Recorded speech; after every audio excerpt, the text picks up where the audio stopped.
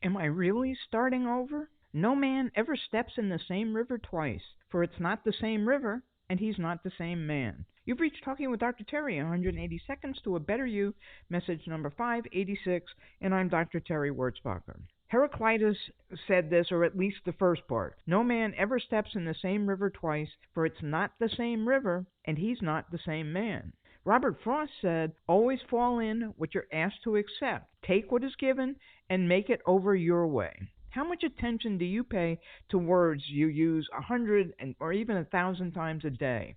Starting over is hard. There's no doubt about that. But beginning can be exciting. And what is starting over? It's a new beginning. That's where I am, at least in my mind. Not my body yet, but in my mind. I still have several weeks to go before I can start rebuilding and doing weight work. But at least my mind has begun to make the transition. Sure, I lamented that I was going to lose all the muscle I'd built up over 2 or 3 years of disciplined weight training. I could even feel my muscles dissolving. Talk about visualization. This was grief. For grief is not just about people or pets dying, grief is about loss.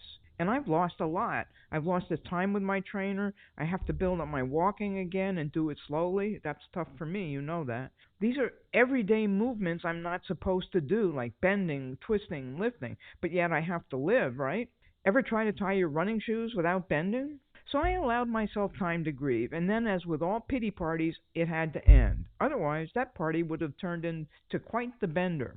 Whenever I thought about my weight work again, I felt discouraged. Fortunately, though, I remembered everything always works out for me. Once I got my brain in the proper mode, and that's something we all need to practice and continue to work on, I was able to look at it from a more exciting standpoint. I have experience and many lessons learned that I can apply along with my personal trainer to see if we can create a program even more effective for my osteoporosis and maybe even prevent more fractures.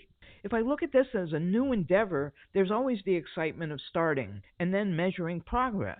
Holding on to the idea of progress will also help me overcome any discouragement that might be happening. Remember that success and progress are what we define them to be. This goes along with the idea that I can control my response to any situation, so it's up to me to inspire myself to keep heading in a positive direction. At the same time, I have to realize and remind myself that although this seems like a big thing, the big thing is that I stopped before more injury occurred, and other than I have osteoporosis and kidney disease, I'm in pretty good health, and I'm so fortunate in every other aspect of my life. In reality, this is nothing. I'm going to head over to the river a different person, and the river will have different water than it did before July. Have a diamond day.